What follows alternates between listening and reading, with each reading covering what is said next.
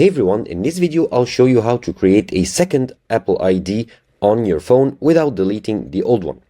Now, in order to do so, you need to go to the browser on your iPhone here, your browser of choice of course, and you need to go to iCloud.com. Once you land on this page, simply tap on sign in here. A pop-up will appear asking you if you want to sign in with your existing Apple ID. Simply tap at the bottom on use a different Apple ID account or different Apple account. And then at the bottom here, you will see create Apple account. Just tap on it.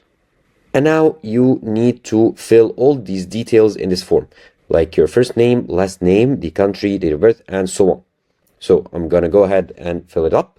And now after I added all my details, my name, my country, date of birth, the email, entered a password, added my mobile phone number, and as you can see here, all I need to do is type in the characters here to confirm that I'm a human. And after I do so, all you need to do is to tap on continue here at the bottom, and your new Apple ID will be created on your phone.